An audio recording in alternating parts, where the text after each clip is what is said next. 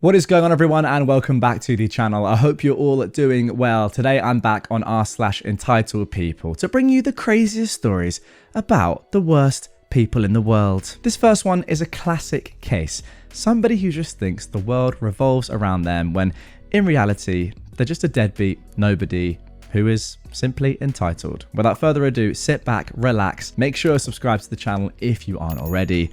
Let's get into the first of 4 stories. I do not understand this kind of entitlement at all. Lack of basic self-preservation. My daughter is 32 and has a live-in boyfriend who is 34. He's also the father of our grandchild, of whom we have custody.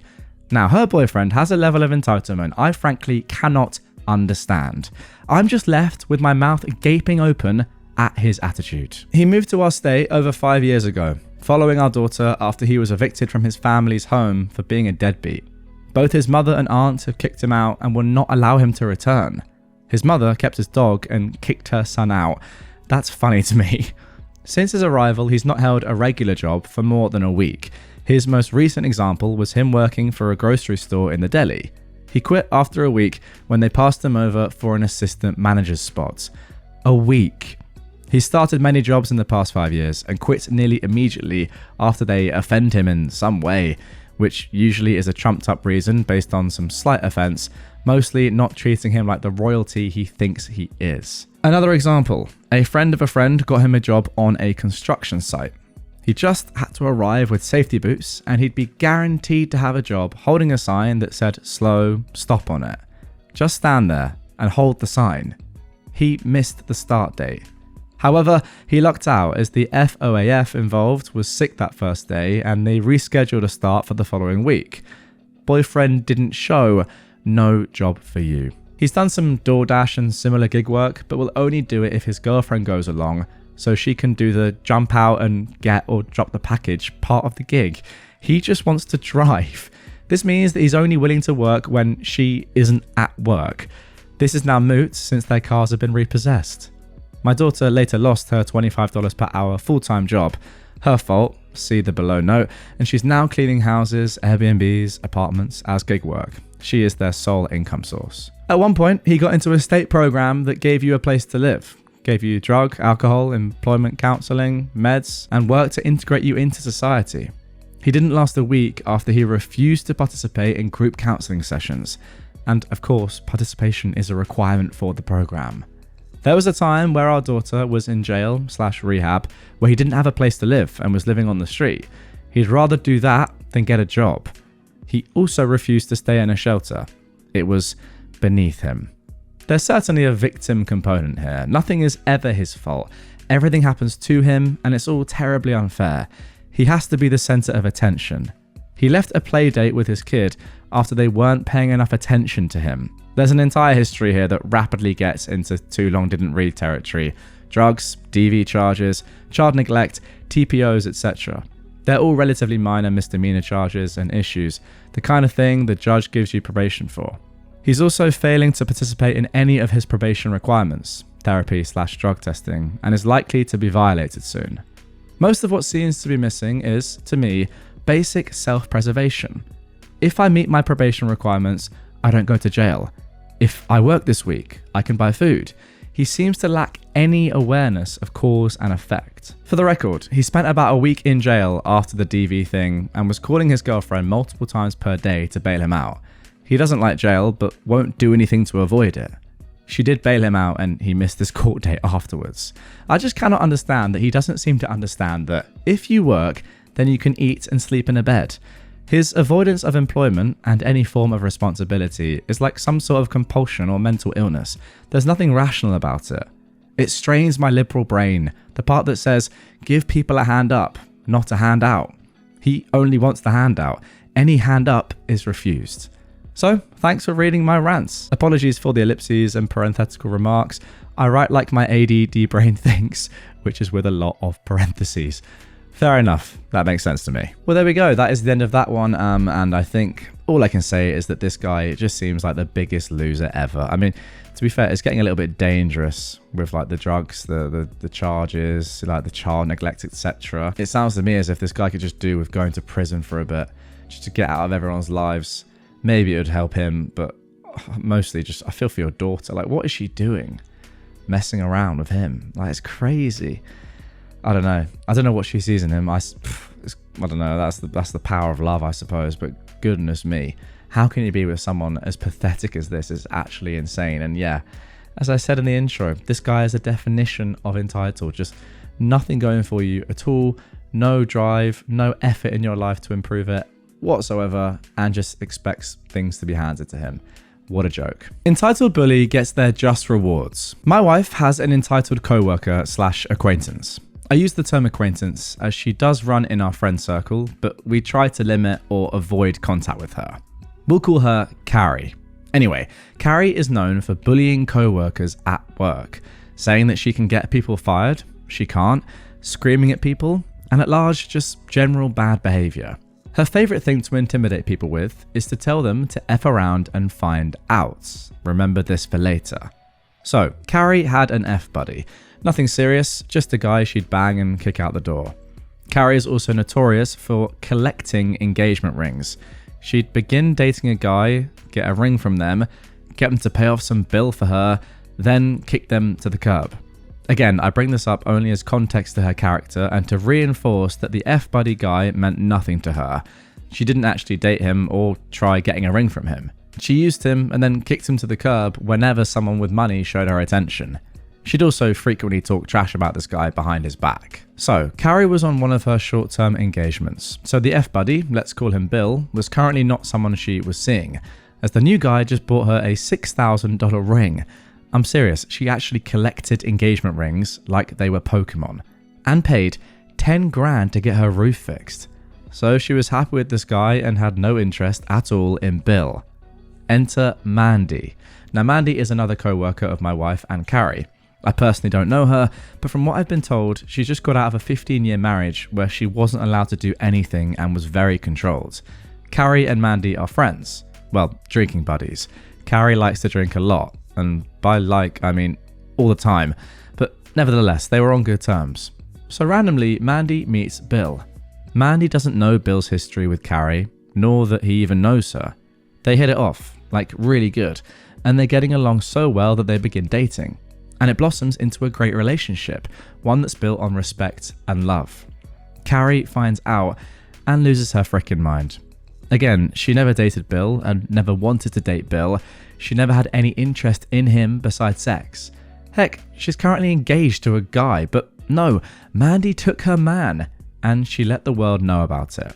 Carrie started by going to their boss daily and asking him, "Why does that little female dog still work here?" She would also loudly exclaim this on the work floor for all to hear. Also, Carrie spent a whole hour yelling and screaming at her for something that Mandy didn't even do. She'd also frequently harass them both when they were out and about in town. She'd loudly call Mandy a female dog, a tramp, the C word, just all the nasty things you can say about someone. She would not only loudly say these things in their proximity, but tell anyone that would listen, or not listen, basically just anyone around her, how she was wronged by Mandy and Bill, and what she thought about it, and that Mandy is effing around, so she's going to find out. Fast forward 2 months, Mandy and Bill are still together and extremely happy. Carrie is, not surprisingly, no longer engaged to that guy. Also, not surprisingly, she's already been engaged to another guy and married after a week. Where is she finding these men, by the way? Who are they? It was unfortunately the 2-year anniversary of the passing of a mutual friend of all parties involved. Carrie is using this time to take the week off work to drink. This is a whole other can of worms. Basically, she isn't as close to this person who passed as she claims to be. But anyways, once work is over, everyone else agrees to go to the bar to have a drink to celebrate the departed life. So again, once Carrie, after 2 full days of drinking, sees Mandy, she begins to lay into her with all the slut-shaming stuff. Mandy, finally having enough of it, attempts to talk to Carrie in an attempt to reconcile. Carrie's having none of this and keeps calling her names and proceeds to tell her that Mandy is freaking around and is going to find out, and ends calling her a C word. Well, I'm guessing something snapped, and Mandy straight snapped and threw a beer bottle straight at Carrie, hitting her in the face. Imagine the cop in The Big Lebowski throwing the coffee cup, knocking her on her butt. There's a slight pause and someone I don't know pipes up. It looks like you were the one that effed around and found out. Carrie, obviously stunned, gets up and leaves. The next day, she showed up to work with a very obvious black eye. She's not saying anything to Mandy, but she's going around to everyone else complaining that she was the victim, not understanding that everyone has been watching her bully this poor girl for the last few months. And that's kind of it. Nothing else has happened since then, but if it does, I'll let you know. Sorry, this got long-winded. There we go, some classic entitled people karma right there. Like, this person is just a bully, you're absolutely right, and no one was ever going to take her side in this one. And I'm sure that a lot of people at your work are pretty delighted, I mean, as far as you can be delighted that someone has been physically hurt, that she got assaulted, because sometimes that just needs to happen. Now, a few of you in the comments of one of my recent videos, and you were right to do this, by the way, said, when I said about sometimes I do think like a little bit of violence is the answer, you said that's wrong. And I kind of agree. However, again, like, I read something like this. This person's getting horribly bullied. Nothing was changing. Is a bottle in the eye the worst thing? Like, she's fine, isn't she? She's got a black eye. That'll heal in a week. If she's going to stop bullying, I don't know. I'm just saying. Sometimes violence can be the answer in rare, extreme circumstances where everything else has been tried. A little bottle to the eye, you know, maybe that's the way forward. I'm not being 100% serious there, but I don't know. The world's unfair, man. Sometimes you need some good karma like that. Now, the next two stories I've got for you today are relatively similar. They involve a couple of entitled people entering locations very, very close to their closing time. Let's get into the first one right now. Then you should have come in before 10. This is a story from the time I spent working in a kitchen. It was a restaurant right next to a music venue, and we got busy on concert weekends, but during the off-season, it could get quite quiet with just a few regulars. We had music nights, and the bar was usually serving drinks until close, so we would be open all year. During a quiet late fall day, after doing cleaning and checking dates, we had some apples that needed to be used for something before they got mealy. I used the opportunity to work on my pie recipe. We usually didn't do pies, so it was a change of pace and it kept me busy, so I wouldn't be forced to scrub some unused corner. The pie was great, and the head chef said it was one of the best he'd ever tasted. He even took one home to eat. Kitchen closes, and we clean everything and break down our stations, put dates on our stuff, and throw it in the walk-in. I get to the point I could wait out the last 10 minutes at the bar. It's 5 minutes to close, and I'm waiting for my ride home.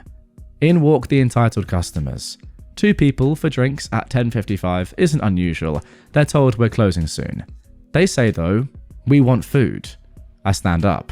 "I'm sorry, the kitchen is closed and the line cooks have gone home. We can't serve food." "I thought this was a restaurant." The guy in the leather jacket sneers. "Well, we have some apple pie that I made myself. I can serve if you want dessert, no charge." I was using my best customer service to get the bartender a good tip. "We want real food," the woman in the fur replies indignantly. "Then you should have come in before 10. The bar is now closed. Get out," my bartender friend says unceremoniously and starts turning off the lights. I walk to the kitchen, taking their cue, and I turn the lights off. I was in the walk-in when I heard the guy follow me into the now dark kitchen and say, "Seriously?" The bartender says, "No, that's not the door out, and I can't have you in the kitchen. Please leave the way you came in." The bartender starts printing end-of-night credit card reports. To someone unfamiliar with the kitchen, it must have looked like I walked through the door and vanished. The couple stomped out of the bar, and I poked my head out of the fridge to turn off the parking lot lights, letting them go to their car in darkness. Later, when the bartender drove me home, they told me that that couple has only been there a few times. They've never tipped, and they've argued the bill with the owner on more than one occasion. She'd always wanted to kick them out, but when they refused free dessert to try and get food an hour after the kitchen had closed, and were so rude about it, she finally had her opportunity. The two of them never came back while I was working there. The bartender and I ate pie at her house, and we laughed about it. You know what's a shame about this story is that you were so nice to them in the first place, like offering them pie for free that you just made that isn't for them is so nice. But no, they're just entitled, just horrible people. Fair play to the bartender as well for being like, you know what, now you're done, get out, I can't be done with this. And also, I really have like a funny picture of them walking back to their car in the parking lot, and the lights just suddenly going from being bright to off, and them just being like, oh right, well, we've just been done here. Great stuff. I kicked a client out the door because he came in 5 minutes before closing. I work at a copy center. We print documents and photos. At 9:54 p.m, a guy came in to print business cards. First of all, why the heck is he here 5 minutes before closing time? Second, he came in with something that can't be solved in 5 minutes because A, it's frickin' business cards, and B, he started asking a bunch of stupid follow-up questions, meaning he had no idea what he needed. You're probably guessing that business cards are printed and sliced on a machine in large runs. We have a minimum of 50 plus pieces in our production facility, and that it's not done in a regular office with a Xerox machine. Even if it isn't, that's fine, because you'll likely listen politely to my explanation, realise you won't get the results you want now, and go home afterwards. But he didn't go home. He continued to ask if it was possible to print on a regular sheet of paper right now. I, knowing the tricks of Xerox, said that no, double-sided printing of business cards will not work. It prints with a shift of a few millimeters, and if you adjust the layout of business cards to this shift, you'd just be freaking tired of moving this trash by a millimeter on the screen, but the result won't be achieved, and the colour will definitely not be the same. He continued to insist that he needed these stupid business cards and asked how long it would take me to adjust this layout, to which he received a direct answer: no time, because I won't be doing it, especially now. But even after that, he didn't calm down, and he asked me to make him some that are at least one-sided. To make him finally go away, I actually printed him a couple of sheets of his business cards on plain paper. I'll clarify, I don't mind getting into a person's situation if they urgently need to do something to help them, even if working hours are over, but this guy came in with a blissful smile and a pile of questions, not giving a frick about the fact that it's not my working hours. What killed me was when he started asking irrelevant questions, like, where do you go to college? Again, nothing wrong with small talk, but not at 10 p.m. I realised he's a total jerk, and at this pace, he's going to sit here until he's tongue-tied or ends up starting to hit on me. I asked him if he'd take these papers, which he didn't like the colour of course, and he said no. So I pointed him to the door with a straight hand and said goodbye. So that is the end of that one. OP has left a little comment at the end, a little edit, saying, after reading the comments, I wanted to add one clarification. The client was out of the door at 10:03 p.m. after my shift was over. Fair enough if you think that service workers should be overworked for free because of your poor time management. Go and touch grass. The world doesn't revolve around you, which I respect. You're not getting paid overtime for helping him out, you know, as much as you're saying earlier that yeah, you would normally help. If someone is just doing this on purpose, which it seems like they are, like, if you don't have the courtesy to be like, I know it's really late, can I do this? Like, do you have 5 minutes, whatever, to even ask that question, and then just ask loads of random questions when it must be pretty obvious that this person, OP, is trying to get out and close up, then you are a bit of a jerk, realistically, aren't you? So, yeah, there's like, on the one hand, good customer service. On the other hand, I'm not getting paid for this for overtime and you're just being horrible. So what's the point? So I rate what you did there. Well done, and it sounds like you only lost 3 minutes of your time. And that is going to do it for this one, guys. Hope you enjoyed it. If you did, and you want more from me right away, check out this episode on screen. If you're new to the channel, subscribe down here. And I'll catch you guys all on the next episode.